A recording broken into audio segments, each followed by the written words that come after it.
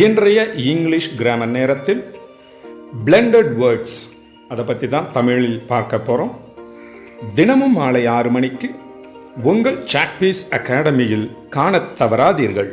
Blend அப்படின்ற வேர்டினுடைய Tamil meaning பார்த்தீங்கன்னா இணைப்பு அல்லது பிணைப்பு. அப்படின்னா என்ன அப்படின்னு பார்த்தீங்கன்னா, 2 தனிப்பட்ட வார்த்தைகளை ஒன்று சேர்த்து ஒரு புது வார்த்தையை உருவாக்குவது தான் blended words அப்படின்னு தமிழில் சொல்லலாம். அதனுடைய இங்கிலீஷ் டெஃபினிஷன் இப்போ நம்ம பார்க்குறோம். Creation of a new word by combining 2 existing words is called blended word அப்படின்றாங்க. blended word அப்படின்றது என்னன்னா, creation of a new word, ஒரு புது வார்த்தையை உருவாக்குவது. எப்படி?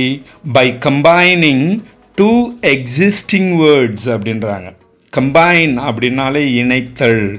அப்போ கம்பைனிங்னா இணைத்து கொண்டு 2 existing words, 2 ஏற்கனவே இருக்கக்கூடிய, அதான் எக்ஸிஸ்டிங்னாலே ஏற்கனவே இருக்கக்கூடியன்னு அர்த்தம். 2 existing words, ஏற்கனவே இருக்கக்கூடிய 2 வார்த்தைகளை ஒன்றிணைத்து உருவாக்கப்படும் ஒரு புது வார்த்தைக்கு பேர் தான் blended word அப்படின்னு சொல்கிறோம். அதைத்தான் நம்ம blended word அப்படின்னு நம்ம சொல்கிறோம். அப்போ blended word அப்படின்றதனுடைய மீனிங் இப்போ உங்களுக்கு புரிஞ்சிருக்குன்னு நம்புகிறோம். ஏன்னா 2 தனிப்பட்ட வார்த்தைகள், 2க்கும் சம்மந்தமில்லாத வார்த்தைகளாகவும் இருக்கலாம் அல்லது சம்மந்தமுள்ள வார்த்தைகளாக கூட இருக்கலாம். 2 வேறுபட்ட வார்த்தைகளை ஒன்றிணைத்து ஒரு புதிய வார்த்தையை உருவாக்குவது தான் blended word அப்படின்னு சொல்கிறாங்க. blended word அப்படின்னா எப்படி உருவாக்கப்படுகிறது அப்படின்றத தான் இப்போ நம்ம பார்க்க போகிறோம். இங்கே சில எக்ஸாம்பிள்ஸ் உங்களுக்காக கொடுத்துருக்குறோம். இப்போ பார்த்தீங்கன்னா ஃபஸ்ட்டு எக்ஸாம்பிள் வேர்டை பாருங்கள். 2 தனிப்பட்ட வார்த்தைகள், அதாவது பிரேக்ஃபாஸ்ட் அப்படின்ற வார்த்தையும் லஞ்ச் அப்படின்ற வார்த்தையும் ஒன்று சேர்க்குறோம். பிரேக்ஃபாஸ்ட் ப்ளஸ் லஞ்ச், இது ரெண்டும் ஒன்று சேரும் பொழுது பிரேக்ஃபாஸ்ட்டில் இருக்கக்கூடிய பிஆரும் லஞ்சில் இருக்கக்கூடிய UNCH அப்படின்றதும் ஒன்று சேர்ந்து பிரஞ்ச் அப்படின்ற ஒரு புது வார்த்தையை உருவாக்கியிருக்கு. இந்த பிரஞ்ச் அப்படின்றதனுடைய மீனிங் உங்களுக்கு ஏற்கனவே தெரிஞ்சிருக்கலாம். அது என்னென்னா, நம்ம காலையிலும் சாப்பிடாமல் மதியமும் சாப்பிடாமல் 2க்கும் இடைப்பட்ட நேரத்தில் ஒரு சாப்பாடு சாப்பிடுவோம் இல்லையா, ஒரு 11 மணி வாக்கில் அல்லது 11:30 வாக்கில் சாப்பிட்ற சாப்பாடுக்கு பேர் நம்ம பிரஞ்ச் அப்படின்னு வச்சுருக்குறாங்க. ஏன்னா அது லஞ்சும் கிடையாது, பிரேக்ஃபாஸ்ட்டும் கிடையாது, அதனால் அப்படி அதை உருவாக்கியிருக்கிறாங்க. அடுத்து பார்த்திங்கன்னா ரொம்ப ஃபேமஸான ஒரு வேர்டு மோட்டார் வே ப்ளஸ் ஹோட்டல். அதாவது மோட்டார் வே அப்படின்னாலே ஒரு நெடுஞ்சாலை அப்படின்னு அர்த்தம். அதாவது மோட்டார் வாகனங்கள் போய் வர்ற ஒரு பாதை அப்படின்னு எடுத்துக்கலாம். அது ஒரு நெடுஞ்சாலையாக இருக்கலாம். Plus hotel. இப்போ நெடுஞ்சாலை ஓரத்தில் நீங்கள் பார்த்தீங்கன்னா அங்கங்கே ஹோட்டல் கட்டி வச்சுருப்பாங்க.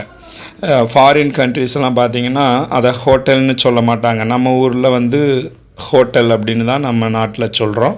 பட் ஃபாரின் கண்ட்ரீஸில் பார்த்தீங்கன்னா நம்ம வந்து அதை மோட்டல் அப்படின்னு சொல்லுவாங்க. அப்படி உருவாக்கப்பட்ட வார்த்தை தான் இது. அதாவது மோட்டார் வேயும் ஹோட்டலும் ஒன்று சேர்ந்து மோட்டல் அப்படின்னு உருவாக்கியிருக்கிறாங்க. அடுத்தது பார்த்திங்கன்னா நம்மளுக்கு தெரிஞ்சதான் டெலிவிஷன் ப்ளஸ் ப்ராட்காஸ்ட். அதாவது டெலிவிஷன்னா தொலைக்காட்சி, ப்ராட்காஸ்ட்னா ஒளிபரப்பு அப்படின்னு அர்த்தம். இது ரெண்டையும் ஒன்று சேர்த்தோம்னாக்க மிகப்பெரிய வேர்டாக வரும். டெலிவிஷன் ப்ராட்காஸ்ட் அப்படின்னு பெரிய வேர்டாக வரும். அதைத்தான் நம்ம வந்து blended வேர்டாக மாற்றி டெலிவிஷனில் இருந்து டெலியையும் ப்ராட்காஸ்டில் இருந்து காஸ்ட்டையும் எடுத்து டெலிகாஸ்ட் அப்படின்னு அதை உருவாக்கியிருக்கிறாங்க. இப்போ டெலிகாஸ்ட் அப்படின்றது நம்ம பல இடங்களில் நம்ம பயன்படுத்துவோம். இப்போ கிரிக்கெட் மேட்ச் விளையாடுறாங்கன்னா அதை டெலிகாஸ்ட் பண்ணுறாங்க அப்படின்னு சொல்லுவோம். ஸோ அதை போல் உருவாக்குறது தான் இந்த blended வேர்டு. அடுத்தது ரொம்ப முக்கியமானது ட்ராவல் ப்ளஸ் கேட்டலாக். அதாவது இந்த வெளிநாட்டிலேருந்து நம்ம நாட்டுக்கு வர்றவங்களோ அல்லது நம்ம நாட்டிலேருந்து வெளிநாட்டுக்கு போகிறவங்களோ கையில் ஒரு கேட்லாக் புக் அப்படின்னு ஒன்று கொடுப்பாங்க. அந்த கேட்லாக் புக்குன்றது என்னென்னா, அந்த நாட்டில் இருக்கக்கூடிய முக்கிய சுற்றுலா தலங்களினுடைய டீட்டெயில்ஸும், அங்கே எப்படி போய் வரலாம், எந்த வெஹிக்கிளை யூஸ் பண்ணலாம், எந்த வழித்தடத்தில் போகலாம், எத்தனை மணி நேரத்தில் போகலாம், எல்லா டீட்டெயில்ஸும் அடங்கிய ஒரு புத்தகத்தை வச்சுருப்பாங்க. அந்த புத்தகத்துக்கு பேர் தான் ட்ராவல் ப்ளஸ் கேட்லாக். இதன் மூலமாக உருவான ட்ராவலாக் அப்படின்ற ஒரு புக்கு. அது வந்து அந்த டூரிஸ்டாக வர்றவங்களுக்கு யூஸ் பண்ணக்கூடிய ஒரு புத்தகம். அடுத்து பார்த்தோம்னா இன்டர்நேஷ்னல் ப்ளஸ் போலீஸ். இது நம்ம அதிகமாக பயன்படுத்தக்கூடிய ஒரு வேர்டு. இன்டர்நேஷ்னல் லெவலில் ஒரு போலீஸ் குழு இருக்காங்க, அவங்களுக்கு பேர் தான் இன்டர்போல் ஆஃபீஸர்ஸ். நம்ம கேள்விப்பட்டிருப்போம். இன்டர்போல் அப்படின்னா இன்டர்நேஷ்னல் ப்ளஸ் போலீஸ், இது ரெண்டும் சேர்ந்து உருவான ஒரு பிளெண்டட் வேர்டு தான் இன்டர்போல் அப்படின்றது. இவங்க யாருன்னா உலகளாவிய திருடர்களையோ அல்லது உலகளாவிய கொள்ளையர்களையோ பிடிப்பதற்காக இருக்கக்கூடிய ஒரு குழு. இவங்க இன்டர்நேஷ்னலில் எந்த கண்ட்ரியில் வேணுமானாலும் இவங்க போய் அந்த திருடனையோ அல்லது கொலைகாரனையோ பிடிச்சிட்டு வருவாங்க. ஸோ அவங்க தான் இன்டர்போல் அப்படின்னு சொல்கிறாங்க. அடுத்து பார்த்திங்கன்னா டெலிபிரிண்டர் ப்ளஸ் எக்ஸ்சேஞ்ச், டெலெக்ஸ் அப்படின்னு சொல்லுவாங்க. இது இருந்தது, இப்போ பயன்பாடு குறைவாயிடுச்சு. செய்திகளை அனுப்புவதற்காக பயன்படுத்தக்கூடிய ஒரு இது, அதான் டெலிபிரிண்டர் ப்ளஸ் எக்ஸ்சேஞ்ச், டெலெக்ஸ் அப்படின்னு சொல்லுவாங்க. அடுத்து பார்த்திங்கன்னா எலக்ட்ரோ ப்ளஸ் எக்ஸிக்யூட். இந்த வார்த்தை உங்களுக்கு புதுசாக இருக்கலாம். எலக்ட்ரோ ப்ளஸ் எக்ஸிக்யூட் அப்படின்னா அதாவது இந்த மின்சாரம் பாய்வது, அதான் மின்சாரம் ப்ளஸ் பாய்வது, எக்ஸிக்யூட் ஆகிறது. அப்போ அது ரெண்டும் சேர்ந்து எலக்ட்ரோக்யூட் அப்படின்னு அது மாறுது, அதாவது மின்சாரம் பாய்வது அப்படின்ற மீனிங்கில் வருது.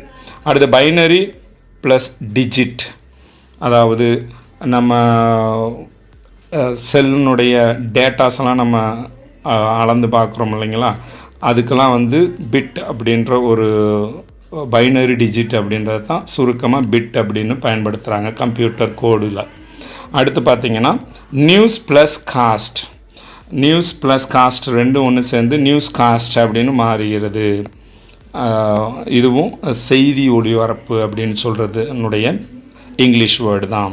அடுத்து பார்த்திங்கன்னா motor plus pedal cycle.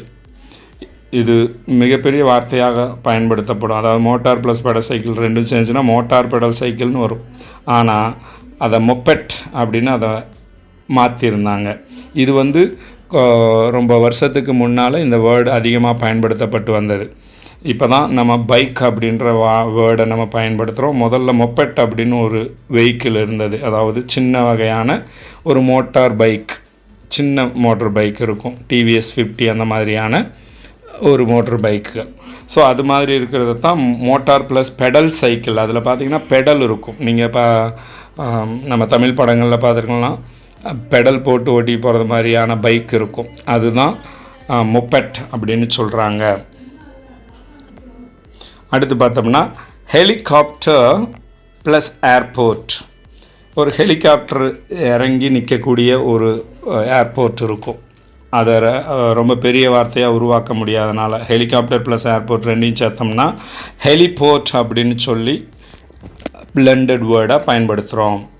Education plus entertainment. இப்போ வந்து கல்வியானது பொழுதுபோக்காக சொல்லித்தரப்படும். அந்த மாதிரி கல்விக்கு வந்து புது வேர்டு என்னென்னா எஜுடெயின்மெண்ட் அப்படின்னு பேர். அதான் எஜுகேஷன் ப்ளஸ் என்டர்டெயின்மெண்ட், இது ரெண்டும் ஒன்று சேர்ந்து எஜுடெயின்மெண்ட் அப்படின்ற ஒரு வார்த்தையை உருவாக்குது. இப்போ பார்த்திங்கன்னா கல்வியில் வந்து நிறைய விளையாட்டுத்தனங்கள் அல்லது பொழுதுபோக்குத்தனங்கள் இருக்கக்கூடிய கல்வியை புகுத்திருப்பாங்க. ஸோ அந்த எஜுகேஷனுக்கு பேர் தான் எஜுடெயின்மெண்ட் அப்படின்னு சொல்கிறாங்க. அடுத்து technology plus wizard, techno wizard அப்படின்னு சொல்லுவாங்க. அதாவது டெக்னாலஜியில் ரொம்ப அதிகமான நாலேஜ் பெற்றவங்களை அப்படி சொல்லுவாங்க. டெக்னாலஜி ப்ளஸ் விசார்டு அப்படின்னு சொல்கிறாங்க. அது ரெண்டும் சேர்ந்து டெக்னோ விசார்டு அப்படின்னு சேருது. அடுத்து வெஜிடபிள் ப்ளஸ் ஹாம்பர்கர். நீங்கள் பர்கர் சாப்பிடுவீங்க இல்லையா, அந்த இதுதான் வெஜிடபிளோடு சேர்ந்து ஹாம்பர்கர் ரெண்டும் சேர்ந்து சாப்பிட்றது, அந்த பன்னு மாதிரி இருக்கிறத. ஸோ அதை வெஜ் பர்கர் அப்படின்னு சொல்கிறாங்க. அடுத்து பார்த்திங்கன்னா information plus commercial. Information plus commercial. கமர்ஷியல்னால் வியாபாரம் அல்லது வணிகம்னு பேர். இன்ஃபர்மேஷன்னா உங்களுக்கு ஒரு விஷயத்தை பற்றிய தகவல். ஸோ இன்ஃபர்மேஷன் ப்ளஸ் கமர்ஷியல் அப்படின்றதுனா இன்ஃபோமெர்சியல் வணிகம் பற்றிய தகவல்களை கொடுப்பது அப்படின்னு எடுத்துக்கிடலாம். அடுத்து ஸ்மாக் ப்ளஸ் மேஷ், அதாவது அடித்து நொறுக்குதல் அப்படின்னு சொல்லுவாங்க. ஸ்மாக்னா அடித்தல், மேஷ்னா நொறுக்குதல் அல்லது அடித்தல். ஸோ ஸ்மாக் ப்ளஸ் மேஷ் அப்படின்றது ஸ்மாஷ் பண்ணுறதுன்னு அர்த்தம், அடித்து நொறுக்குதல் அப்படின்ற மீனிங்கில் சொல்லுவாங்க. இப்போ நம்ம அடுத்த வேர்டை பார்க்குறோம். லித் ப்ளஸ் ஸ்லிம்மி, இது ரெண்டும் சேர்ந்து ஸ்லித்தி அப்படின்னு மாறுது. லித்தி அப்படின்னா வளைந்த அப்படின்னு அர்த்தம், ஸ்லிம்மி அப்படின்னா நெளிந்த அல்லது மென்மையான, மெலிந்த அப்படின்னு அர்த்தம். அப்போ ரெண்டும் சேர்ந்து வளைந்து மெலிந்த அப்படின்ற அர்த்தத்தை கொடுப்பதற்கு தான் ஸ்லித்தி அப்படின்னு பயன்படுத்துகிறாங்க. அடுத்து கேமரா ப்ளஸ் ரெக்கார்டர், அதாவது கேமராவை ஆன் பண்ணி ரெக்கார்ட் பண்ணுறோம் இல்லையா, அந்த மாதிரி கேமரா வந்து கேமரா ப்ளஸ் ரெக்கார்டர்ன்ற ரெண்டு வார்த்தையை ஒன்று சேர்த்து உருவாக்குனது தான் கேம்கார்டர் அப்படின்னு ஒரு இது. அது வந்து முதல்ல அதிகமாக இருந்தது, இப்போ செல்ஃபோன் வந்ததுனால அதனுடைய யூசேஜ் இப்போ இல்லை. ஸோ கேம்கார்டர் அப்படின்னு சொல்கிறாங்க. அடுத்து சக்கிள் ப்ளஸ் ஸ்நாட், சாட்டில் அப்படின்னு அதை சொல்கிறாங்க. சக்கிள் ப்ளஸ் ஸ்நாட், சாட்டில் அப்படின்னு அதை சொல்கிறாங்க. அதாவது சக்கிள் அப்படின்னா சிரிக்கிறது, சிரிப்பு. ஸ்நாட் அப்படின்னா குரட்டை ஒளி அப்படின்னு சொல்லுவாங்க. இது ரெண்டும் சேர்ந்து சாட்டில் அப்படின்னு உருவாகுது. இதனுடைய மீனிங் தமிழில் நம்ம என்ன எடுத்துக்கலாம் அப்படின்னு பார்த்தீங்கன்னா, கெக்கன்னு சிரிக்கிறாங்க அப்படின்னு சொல்லுவோம் இல்லையா, கக்கன்னு சிரிப்பாங்க சில பேர் சவுண்டு விட்டு, அதை தான் நம்ம சாட்டில் அப்படின்னு அதை சொல்கிறாங்க. அடுத்து பார்த்திங்கன்னா ஸ்டெயின், பிளாட், பாட்ச் அப்படின்னு 3 வேர்டு ஒன்று சேர்ந்து ஸ்ப்ளாட்ச் அப்படின்ற வேர்டாக உருவாகிறது. இந்த ஸ்ப்ளாட்ச் அப்படின்றது என்னென்னா எழுதும் மைப்பூச்சு அப்படின்னு சொல்கிறாங்க. எழுதும் மைப்பூச்சு அப்படின்னா நம்ம சட்டையிலையோ இதுலேயோ அந்த எழுதுகிற மை இருக்கு இல்லையா, அதை அப்படியே பூசிக்கொள்ளுதல் அல்லது ஒட்டி கொள்ளுதல், அதைத்தான் ஸ்ப்ளாட்ச் அப்படின்னு சொல்கிறாங்க. ஸ்டெயின் அதாவது கரைபடிதல்ன்றோம் இல்லையா, எழுதுகிற மை வந்து நம்ம சட்டையிலையோ நம்ம ட்ரெஸ்லையோ கரை போல் படிந்தால் அதை வந்து ஸ்ப்ளாட்ச் அப்படின்னு சொல்கிறாங்க. அடுத்து பார்த்திங்கன்னா டாக்குமெண்ட்ரி ப்ளஸ் ட்ராமா. நம்மளுக்கு ட்ராமானா என்னென்னு தெரியும், பட் டாக்குமெண்ட்ரினா சில பேருக்கு தெரியாது இல்லையா. இப்போ டாக்குமெண்ட்ரினா ஒரே ஒரு விஷயத்தை பற்றி முழுவதுமாக ஒரு தயாரித்தல் பண்ணுவது, அதாவது ஒரு வீடியோவோ அல்லது ஒரு கதையோ. டாக்குமெண்ட்ரி ஃபில்ம் அப்படின்னு சொல்லுவாங்க. அதை ஒரே ஒரு கதையை முழுவதுமாக எடுத்து முடிக்கிறதுக்கு பேர் டாக்குமெண்ட்ரி அப்படின்வாங்க. ட்ராமானா நாடகம்னு உங்களுக்கு தெரியும். அப்போ ஒரே ஒரு விஷயத்தை பற்றி மட்டும் சொல்வதற்காக எடுக்கப்படக்கூடிய ட்ராமான்னு அர்த்தம். அதை ட்ராமான்னு சொல்கிறாங்க. அந்த டாக்குமெண்ட்ரியை பற்றி மட்டும், இப்போ ஒரு தலைவரை பற்றி வீடியோ எடுக்கிறாங்க, அதுக்கு ஒரு நாடகம் போடுறாங்கன்னா அந்த தலைவரை பற்றி மட்டும் நாடகம் போடுவாங்க, அதுதான் ட்ராமான்னு சொல்கிறது. அடுத்து இங்கே இருக்கக்கூடிய எக்ஸாம்பிள் பார்க்குறோம். ஸ்மோக் ப்ளஸ் ஃபாக் அப்படின்வாங்க. ஸ்மோக்னா உங்களுக்கு தெரியும் புகை, ஃபாக் அப்படின்னா அந்த பனி மேகம்.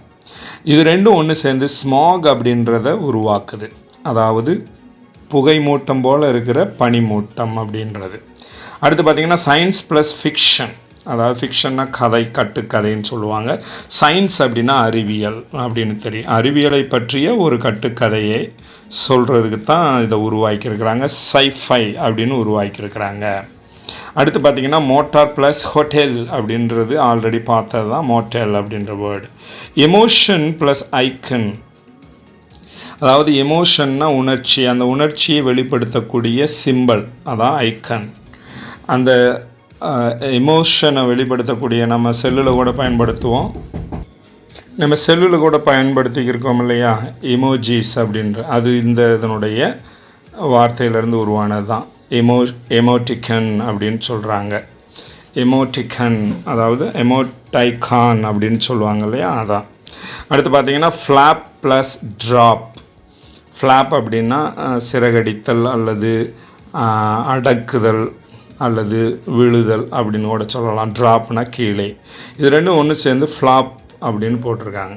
அதாவது ஃப்ளாப் அப்படின்றத உருவாக்கியிருக்கிறாங்க. அது ஏன் அப்படி உருவாயிருக்கு அப்படின்னா, அது வந்து தோல்வின்ற வார்த்தையை கொடுப்பதற்காக ரெண்டையும் உருவாக்கியிருக்கிறாங்க. அடுத்து பார்த்திங்கன்னா பேராஷூட் ப்ளஸ் ட்ரூப்ஸ். உங்களுக்கு தெரியும், விமானத்திலிருந்து படை வீரர்கள் பேராஷூட்டில் தவ்வி அடுத்த நாட்டை தாக்குவாங்க. அப்படிப்பட்ட வீரர்களுக்கு தான் பேராட்ரூப்ஸ் வீரர்கள்னு பேர். பேராட்ரூப்ஸ் அப்படின்னா பேராஷூட்டில் குதிப்பவர்கள் அப்படின்ற ஒரு படை பிரிவினரை சொல்கிற வார்த்தை. அடுத்து நாப்தலீன். இதில் அந்த ஒரு எல் இல்லாமல் இருக்குது, அந்த எல்இ அப்படின்றது, அதான் நாப்தலீன் ப்ளஸ் பால்மிட்டேட் அப்படின்றது. அது ரெண்டும் சேர்ந்து நாப்பாம் அப்படின்னு இருக்குது. நாப்பால்ம் அப்படின்னு அதை சொல்லுவாங்க. அதாவது நாப்பால்ம் அப்படின்னா ஒரு வகையான கை எரிகுண்டு. பாம் அந்த கையில் வச்சு எரிஞ்சு தாக்குவாங்க, போர்லையோ இதுலையோ எரிஞ்சு தாக்குவாங்க. அதுக்கு பயன்படுத்தக்கூடியதான் நாப்பாம் அப்படின்ற குண்டு வகை. அடுத்து பார்த்திங்கன்னா வேட் ப்ளஸ் டாடில். வேடுனா வாக்கிங் போகிறது, மெதுவாக நடத்தல். டாடில் அப்படின்னாலும் நடந்து செல்லுதல், அதாவது குறுகிய நடைன்னு அர்த்தம் டாடில் அப்படின்னா. வேடில் அப்படின்னு அது உருவாகுது பிளண்டிங் வேர்டாக. அதாவது வேடில் அப்படின்னா வாத்து நடை போட்டு போகிறவங்க அப்படின்னு சொல்லுவோம் இல்லையா, அந்த வார்த்தை தான் இந்த வேடில் அப்படின்ற வேர்டு. இந்த வீடியோ உங்களுக்கு பயனுள்ளதாக இருந்திருக்குன்னு நம்புகிறோம். உங்களுக்கு நம்ம சேனல் பிடிச்சிருந்தா உடனே சப்ஸ்கிரைப் பண்ணிக்கோங்க. இனி வருகின்ற வீடியோக்கள் அனைத்தும் உங்களுக்கு வந்து கொண்டே இருக்கும். இங்கிலீஷ் கிராமரை நல்லா நீங்கள் கற்றுக்கிறோன்னா நம்ம சேனலை சப்ஸ்கிரைப் பண்ணிக்கோங்க. தேங்க்யூ ஸோ மச் ஃபார் வாட்சிங்.